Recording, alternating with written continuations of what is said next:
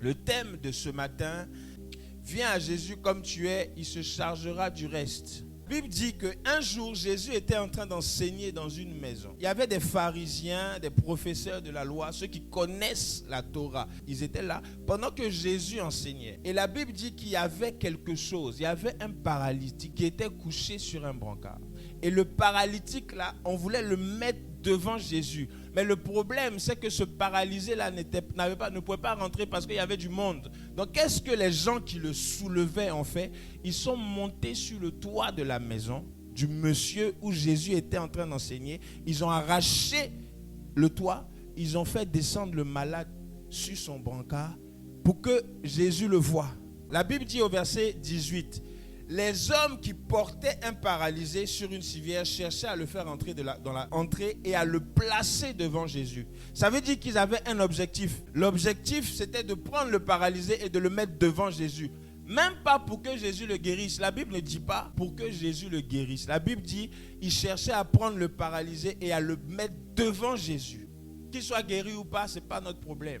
Du moment que Jésus le voit. Mais j'aimerais te dire qu'il y a des personnes que Dieu va mettre sur le couloir de ta destinée. Leur objectif, c'est de te soulever et de te mettre devant Jésus. Maintenant, si toi, tu n'arrives pas à savoir, mais pourquoi est-ce que ces personnes font ça? Si tu n'arrives pas à comprendre pourquoi est-ce que ces personnes cherchent à me soulever et à me positionner devant Jésus, tu vas avoir des problèmes toute ta vie. Ce paralysé-là, s'il était resté dehors, sur la route, et que les 4 messieurs qui l'ont pris ne l'avaient pas pris, il allait rester là-bas avec sa maladie.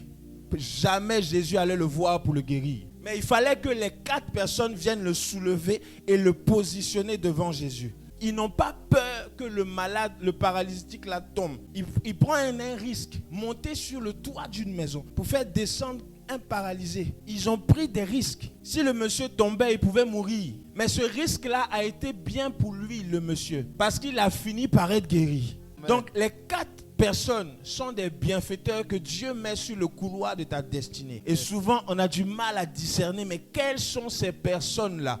Pourquoi est-ce que ce monsieur ou cette femme ou cet homme-là m'emmène toujours à faire des choses bizarres ou à venir à l'église ou à aller à l'église tous les dimanches? Pourquoi est-ce qu'il me fatigue à toujours me demander, viens à l'église dimanche? Est-ce que tu es allé à l'église dimanche? Est-ce que tu as prié dans la semaine? Leur but, c'est de te positionner devant Jésus. Yes. Le deuxième, je dirais, le personnage ou la chose, c'est le brancard. Dis avec moi le brancard. Vous savez, le brancard, c'est quoi? C'est la situation que tu traînes, ton moi, toi, comment tu es. Ce monsieur-là, il était sur un brancard. Ça veut dire que toute sa vie se résumait au brancard. Ça veut dire que chaque fois qu'il se réveillait le matin, il fallait qu'il aille s'asseoir au bord de la route avec son brancard à côté. Toujours, il était là et il mendiait certainement. La Bible ne nous dit pas. La Bible nous dit simplement qu'on est venu le soulever pour le mettre devant Jésus. Mais le brancard là était une situation. La situation c'était quoi? Qu'il était paralysé. Je ne connais pas la situation que tu vis. Et toi qui me regardes, je ne connais pas la situation que tu vis. Je ne sais pas ce que tu vis. Mais j'aimerais te dire qu'il y a des personnes que Dieu a positionnées en cette année-ci et dans les années à venir. Leur objectif, c'est de te prendre et te positionner devant Jésus comme tu es. La situation ou l'état dans lequel tu es, c'est cet état-là que Dieu veut changer. Il ne veut pas que tu changes d'état et que tu fasses semblant d'être ce que tu n'es pas. Reste comme tu es. Jésus va te changer. Je viens à l'église, j'ai des boucles d'oreilles. On a peur parce qu'on va dire, on va me juger. Viens comme tu es. Jésus va te changer. Ce paralysé-là est venu comme il était. Tu veux me guérir, tu me guéris. Tu ne me guéris pas, je suis devant toi. Regarde toi-même la situation dans laquelle je suis. Verset 20. Voyons leur foi. C'est-à-dire que Jésus n'a même pas vu la foi du paralysé, mais Jésus a vu la foi de ceux qui l'ont descendu. Et la Bible dit, voyons leur foi. Jésus dit, mon ami, tes péchés te sont pardonnés. Vous savez, quand vous réalisez qu'il y a une situation dans votre vie qui se répète, posez-vous la question, est-ce que ce n'est pas un péché qui a amené cette situation-là dans ma vie? Tes péchés te sont pardonnés, mon ami. Jésus ne dit pas, tu es guéri. Jésus ne dit pas, ta foi t'a sauvé comme Bartimée. Là, Jésus dit, tes péchés te sont pardonnés. Mais est-ce que c'est pour affaire de péché que je suis descendu devant toi, qu'on m'a descendu devant toi? Ce n'est pas pour affaire de péché, ce n'est pas parce que j'ai péché. c'est pour recevoir la guérison. Mais quand il descend, la Bible dit que Jésus dit, tes péchés te sont pardonnés. Ça veut dire que, et je vais aller encore plus loin tout à l'heure, mais ça veut dire que les péchés là étaient la cause paralytique ou de l'état de paralysé de l'homme en question. Donc le péché que nous commettons, ce que nous faisons comme action qui n'est pas à la gloire de Dieu, ça peut entraîner des situations répétitives dans nos vies. Ce qui va faire que nous allons galérer jusqu'à ce qu'on trouve des personnes qui vont venir nous mettre devant Jésus pour que Jésus puisse te voir. Mais pour qui est-ce que tu te prends pour dire ça? Est-ce que tu es Dieu? Est-ce que tu es Dieu pour dire tes péchés te sont pardonnés? C'est la question que les pharisiens posent à Jésus. Et Jésus, sachant cela, Jésus va leur répondre et il va leur dire, qu'est-ce qui est plus facile de dire? Tes péchés te sont pardonnés ou bien lève-toi et marche? Qu'est-ce qui est plus facile de dire? Tes péchés te sont pardonnés ou lève-toi et marche? C'est la question que Jésus leur pose. C'est à cause de son péché qu'il était paralysé. Donc il fallait d'abord ôter le péché pour qu'il reçoive sa guérison. Donc tant qu'il y a des péchés ou des choses que nous faisons qui n'honorent pas Dieu, la situation dans laquelle nous nous trouvons qui nous fait pleurer tous les soirs, on va rester dedans. Jusqu'à ce que quelqu'un, comme les 4 personnes là, puisse venir te prendre et puis te mettre devant Dieu, devant Jésus. Bien-aimé, Jésus ne veut pas que nous fassions semblant d'être ce que nous ne sommes pas. Ça veut dire que la situation dans laquelle tu es, elle perdure, certainement parce que tu n'es pas vrai. Certainement parce que tu ne montres pas à Dieu le réel toi. Parce qu'il y a un réel toi qui est tous les soirs à la maison chez toi. Et ce réel toi là, c'est ça que Dieu doit changer. Et c'est ça qui doit changer pour enlever ce qui te fatigue. Tant qu'il n'a pas changé ça, tu vas galérer. À la transfiguration, Jésus était avec 3 personnes. Tu as 12 disciples. Et c'est 3 personnes que tu prends pour aller à la transfiguration. Lorsqu'il prend ces 3 personnes, c'est Pierre, Jean et Jacques. J'ai réfléchi et j'ai posé la question au Seigneur. J'ai dit, mais Seigneur, comment ça se fait? Tu as 12 personnes qui sont tes disciples, ceux à qui tu montres tes secrets. Et puis le jour de la transfiguration, tu en prends que 3.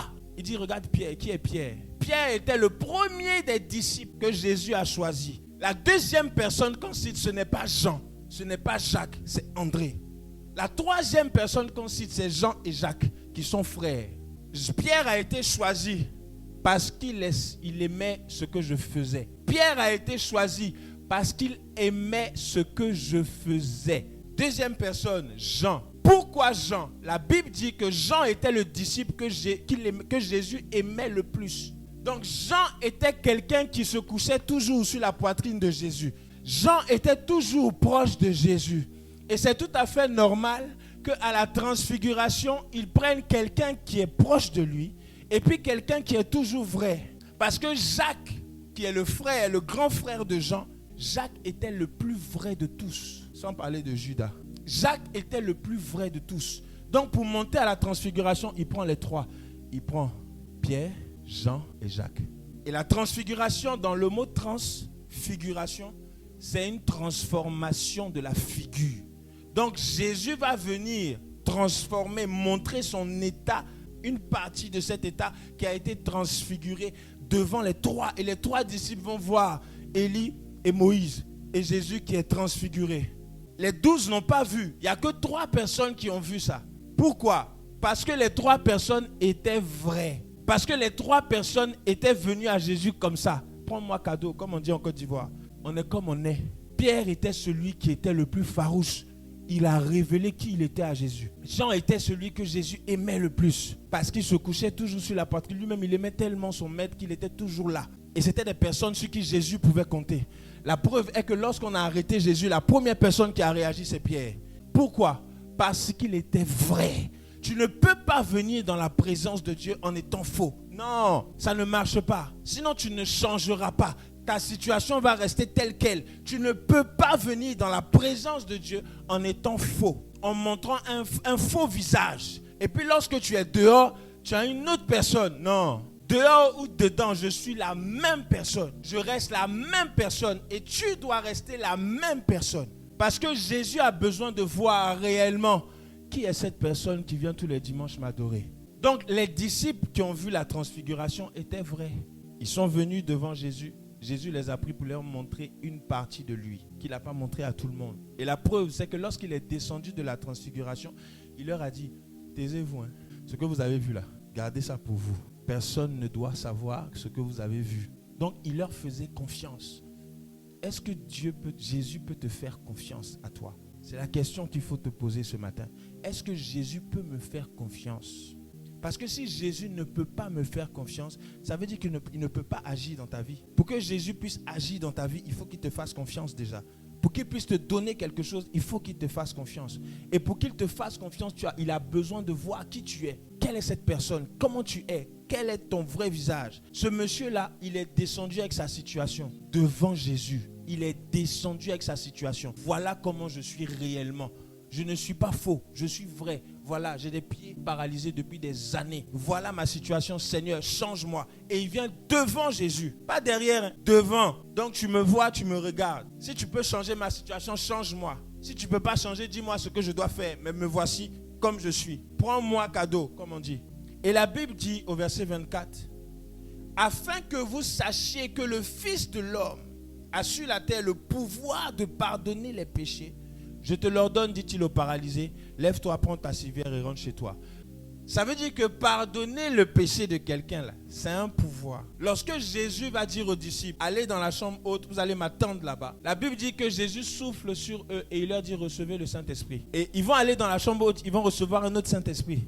Jean 20, verset 22. Allez dans la chambre haute, vous allez recevoir l'Esprit là-bas. Vous m'attendez là-bas. Moi, je monte au Père. Et quand je vais redescendre, je vais donner le relais au Saint-Esprit. Le Saint-Esprit va descendre. Et en leur disant ça, la Bible dit, Jean 20, verset 22, vas-y. Après ces paroles, après avoir dit tout ça, il souffla sur eux. Il souffle sur eux. Et leur dit, recevez le Saint-Esprit. Ceux à qui vous pardonnez les péchés, ceux à qui vous pardonnerez les péchés, ils leur seront pardonnés. Ils leur seront pardonnés. Reste comme ça. Et moi ici on dit, afin que vous sachiez que le Fils de l'homme a sur la terre le pouvoir de pardonner les péchés. Relis ta phrase. À ceux que vous pardonnez les péchés, à ceux que vous pardonnez les péchés, ils leur seront pardonnés. Continue.